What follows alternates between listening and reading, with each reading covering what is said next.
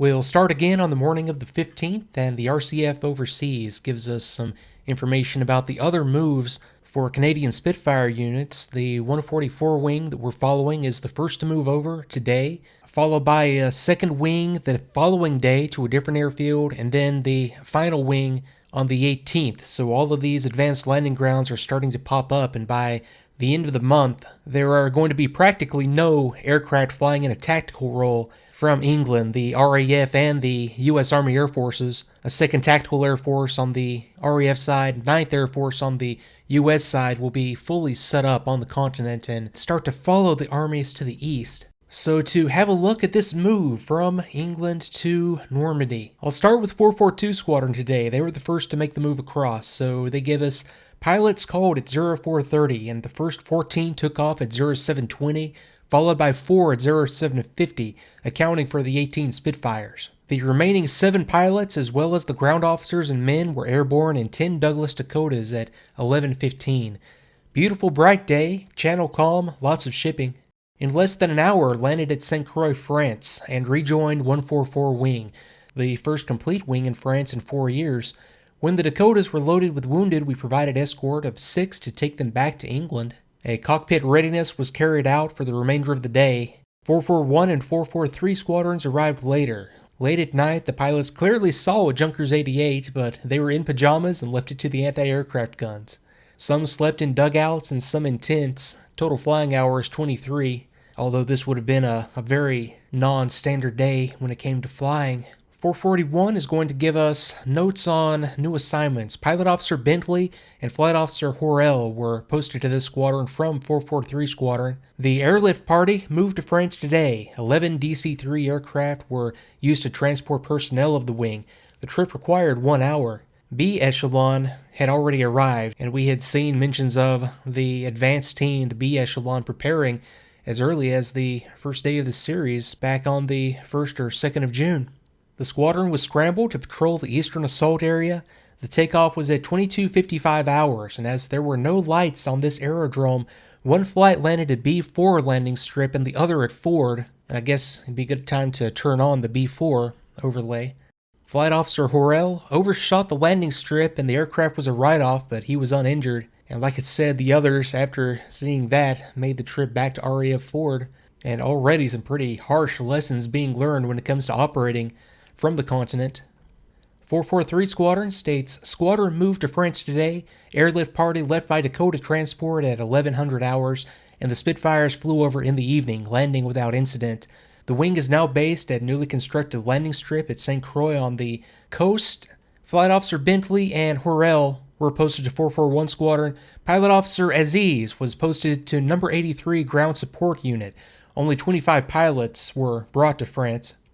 And I spent some time earlier trying to find some overhead images of AOGB-3 from the time. I thought it would be a lot easier than it has been, but it kind of makes sense. There wouldn't be that much, well, there would be no requirement at all for photographic reconnaissance of these places after they've already been taken and the Allies are operating from them, but I'm absolutely certain that at the very least I'll be able to find it in the background of just a generic aerial shot at some point. I have been showing photos from the 10th of June before the airfield was completed and all the dispersal areas and all the additional support equipment and tents were set up, so I am eager to see how it looks in the end, but let me get into the missions for the day. I'll start with a noon to 1240 scramble. This was just 2 aircraft. Noon to 1240, signal to scramble, took off and contacted Kinway, and Kinway is the call sign of that fighter direction tender that we've been looking at so far.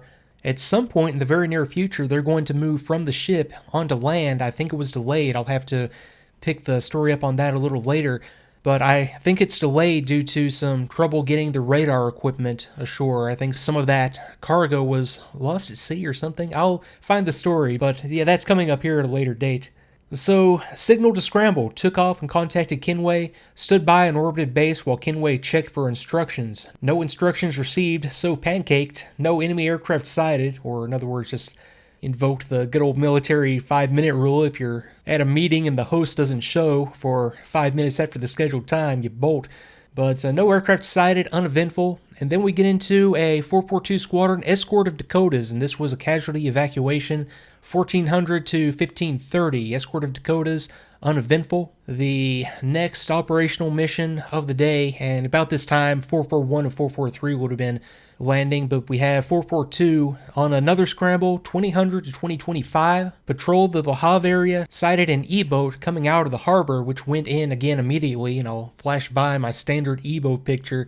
And I've got to find a different photo. I've been wearing this one out, but in RAF terms, E-boat would have just been a generic term for any small coastal vessel, and not necessarily like a, no kidding, E-boat like you see here, torpedo boat.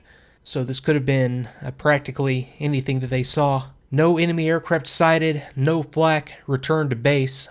And then, late that night, we have the final operational sortie of the day, and this is from 441 Squadron. This was a scramble. The squadron was scrambled, but there were no landing lights on their base. They attempted to land at the R&R strip B4, which was located just to the southeast. 3 landed there safely, but the 4th, Flight Officer Horrell, overshot the runway and his brakes failed. The remaining 8 aircraft flew back to England at Ford, Sussex, and the first landings would have been at about 23:15. The landings at Ford would have been 10 minutes after midnight, so like I said earlier, lessons being learned when it comes to operations from these locations on the continent, and I guarantee that as active as these people were, there would have been lighting of some type at AOGB3 and the rest arranged no later than the next day. So that would have been it for the day's operational flying, and peeking ahead a few days, we have some Luftwaffe reinforcements coming in, making for an interesting time tomorrow and the next day. But I'll close this one out today with Johnny Johnson's account of the arrival and his first night at the AOG. And he writes, "We stuffed our meager belongings, consisting of a spare shirt, a change of underclothes, and shaving tackle, into various odd corners of our Spitfires. Thanked the ground crews who had serviced our Spitfires at Ford, and 30 minutes later were on the strip at St. Croix. I did not fly again this day, but spent my time on the ground, checking the small group of vehicles which formed the nerve center of the wing.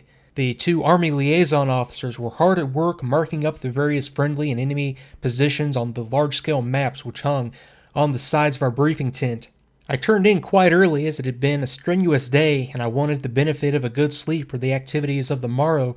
To the southeast, the sky was bright from some large fires, but the enemy pilots were directing their attentions against the massive shipping lying offshore. The naval gunners opened up with everything they possessed, and orange tracers ripped across the sky in fantastic crisscross patterns. Pieces of hot shrapnel fell upon my caravan, and the thousands of anti-aircraft guns concentrated in the relatively small area made the general din almost unbearable, and occasionally the earth reverberated with the impact of bombs. Deciding that the tin roof of my caravan offered little protection against this sort of thing, I dragged my sleeping bag from the bed and struggled into it underneath the rear axle. The dawn found me cold and miserable. I crept out of my damp sleeping bag and walked across the soaking grass to the mess tent for a hot drink. I wondered how my 3 squadron commanders, Brown, Russell, and McLeod, had fared during the fireworks display, and went in search of them. I had some difficulty tracking them down, but I eventually found them warm and snug in a stoutly constructed underground dugout, which had been built in the orchard by the Germans. I watched them for a few seconds as they lay in deep slumber, and resolved that the coming night would find me alongside. And so with that, we'll pick up tomorrow on the morning of the 16th.